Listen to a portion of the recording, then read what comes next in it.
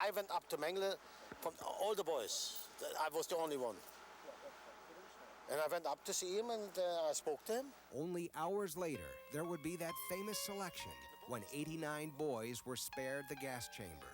But many of the Birkenau boys believe Mengele already had a plan to make room for these boys in the so-called punishment block to replace Russian war prisoners who might have posed a threat to the SS. I don't think that would have influenced Mengele. I think that quite likely that Mengele knew there was 100 places in the Männerlager, and he may have been told, get us 100 people to fill that makes sense to me. Nobody seems to really know why the selection was made, and if in fact it was a matter of filling space someplace, that could be a possible reason. But I can't see why they would just fill space, even though it was there, and do quite the opposite of saving lives instead of destroying people. Yeah. I think that's the part that I'm having a problem with. 1.5 million people were destroyed at Auschwitz-Birkenau. 90% of the victims were Jews. Deep into the Birkenau camp, Helmut and Ernie have located a mass gravesite with bones just below the surface. You dig 2 inches and you find the bones, and look at this grave. Oh. It's all filled, and that's the way they keep it. Look at that. Look at Isn't it unbelievable? A mass grave, thousands, who knows. Yeah. How deep I dug? 3 inches. Yeah, look at it. Here they're gone. Nobody comes here, nobody. Look underneath. Let's put it in. Oh, you know. We'll do it for all of them. We never forget them as long as we are alive. Never. I will forget them.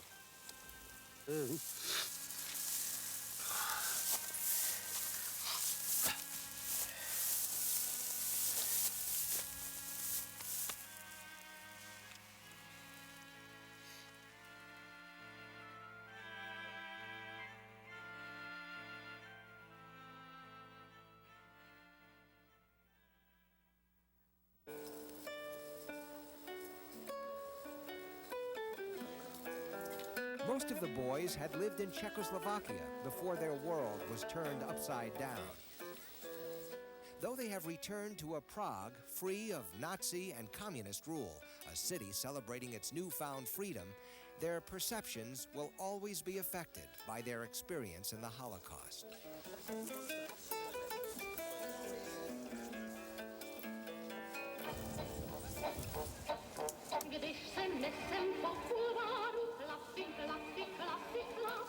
"50 years ago, many lost those closest to them and had to grow up without their mother's love, their father's guidance, and the companionship of brothers and sisters. So freedom carries a burden for the Birkenau boys. When thoughts run free, they can enter that dark chapter of lost childhood."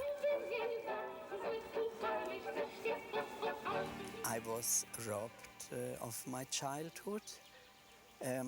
That therefore all of us, knowingly or unknowingly, were different from the rest of the children, that everything what is from normal or just normal is not for us now. Many have still not overcome the grief of losing their parents at an age when they needed them most. It's very difficult to describe to somebody what does it mean not to have 2 hands, or not to have eyes, or not to have a support from the early childhood. Because for somebody for whom it's just normal to have a daddy and a mommy, and to have somebody in whom he can trust, or where he can get support, in whom he can believe, and whom he can take naturally like a part of his self, it's very difficult to explain, but it is one of the most severe human condition which can happen to a child. the fact that we are a group and that we could share our sorrows, our feelings, our embarrassments and our disappointments has helped us to overcome a lot of external stress. And it has been a great help for me because, you know, there were 6 or 8 people on one bed. So we could talk to each other every day. And we could share our problems every day. And this was very important. We were a group, a bunch of guys, children or what have you. And we kept together very much. We were like, I think, closer than brothers.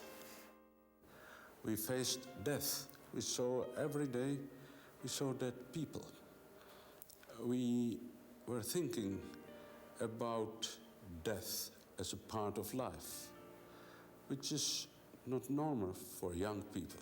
A child takes whatever reality he has for granted. That is that. I told you we couldn't have time for reflection, to compare it 20 years ago because we were just 13, 14 years. That was our life. We were very conscious of it. Today they go to the gas chambers, tomorrow we go. But life was something very strange. We saw daily the transports. We saw our friends disappear. Unlike most prisoners at Auschwitz-Birkenau, the boys were able to move around the camp.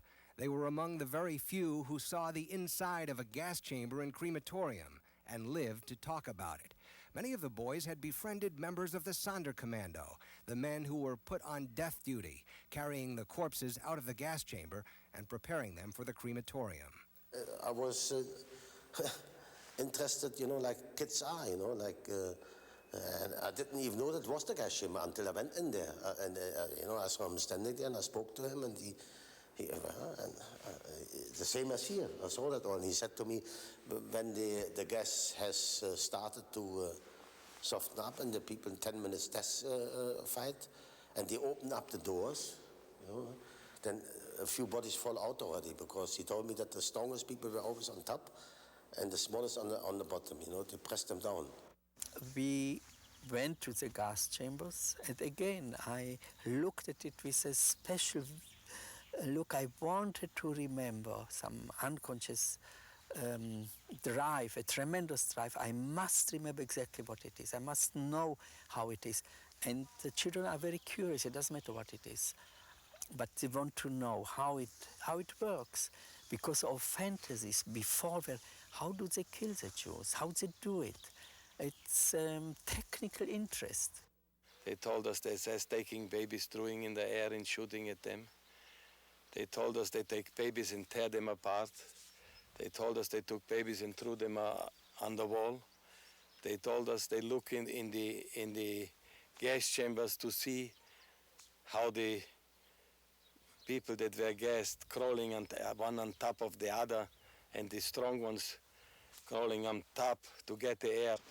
That's the tracks. And knowing the cruelties of Birkenau, the boys had to watch new arrivals being forced out of those cattle cars and marched off to their deaths. Dogs, dark, yelling, smoke. Duke arrived tired, confused. They were masters at that. Men on one side, women on the other side, in rows of 5. And some were not lucky, and they marched them to the crematoria directly. Some others, like some of the Czech transports, they marched them into the family camp.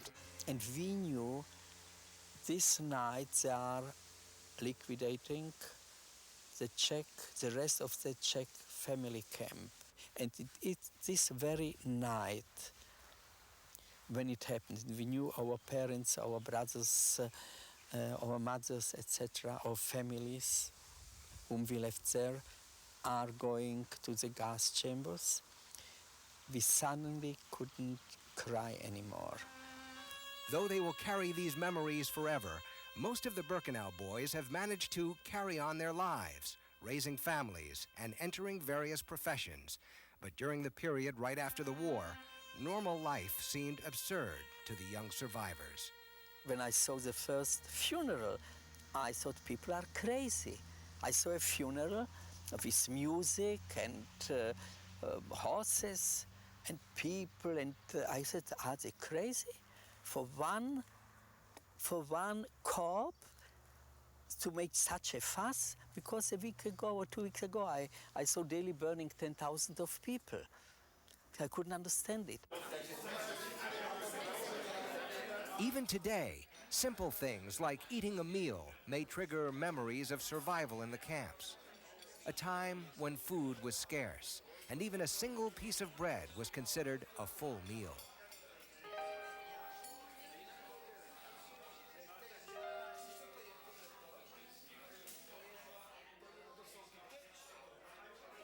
Harry Goldberger had lost so much weight that he was not recognized by his own mother, who also somehow managed to survive.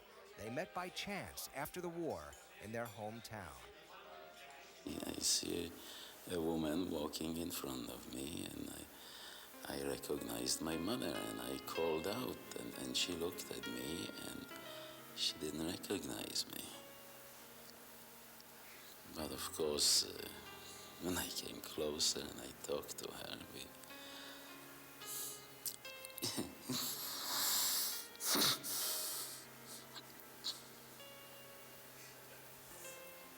I called, Mommy, Mommy. And she looks, and there was this stranger here. Evidently I changed. She didn't see me for probably 2.5 years or what.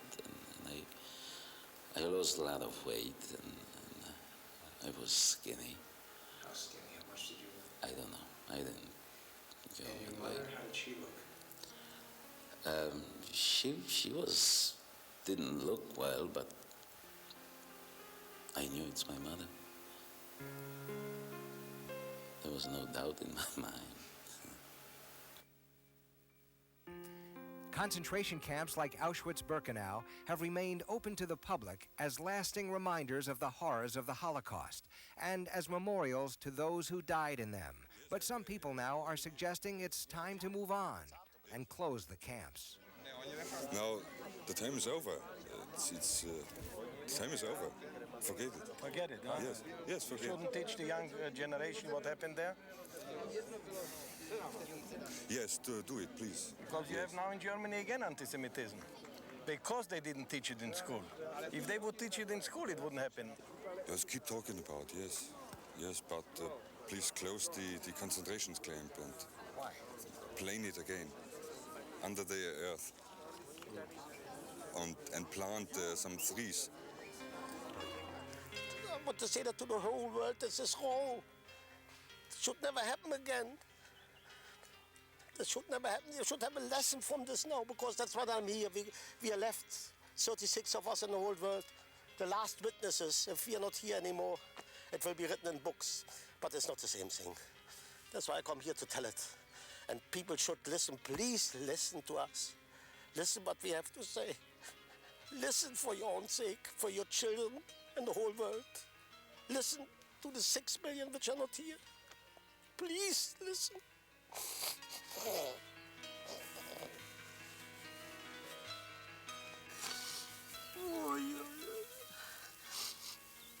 Where are you? Oh, man, open peace. Cousins, where are you?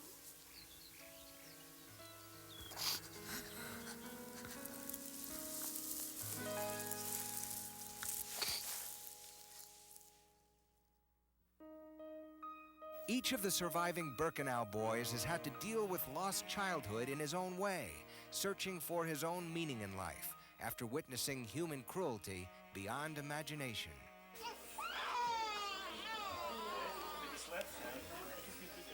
Ernie Hacker holds his only grandson, whose middle name is Leo, in memory of Ernie's only brother, who was lost to the gas chamber at Birkenau. I feel that my grandchild came exactly 50 years after they gassed my brother. And he's back, and my son gave him his name, my brother's name. And I feel my brother came again to me. And I'm very, very happy.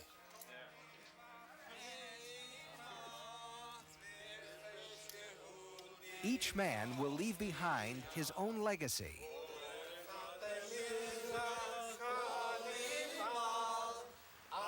And each will be a part of the legacy of the group, those who call themselves the Birkenau Boys, selected by fate, some believe, to tell the story 50 years later and the lessons they have learned. Life is a beautiful thing. I think life is precious. Especially what we've been through, this is beautiful. The art of being happy is to be able to accept what you have and not look back and regret what you didn't do or what you could have done. Just take what you have now and be happy with it. Accept it. I think that it's important to come back and sort of reaffirm that we're alive, and this reminds you that you came from the depth and you've been able to rise above all of that. I think that everybody has got to come away in a positive feeling. Even if it's sad, it's still positive.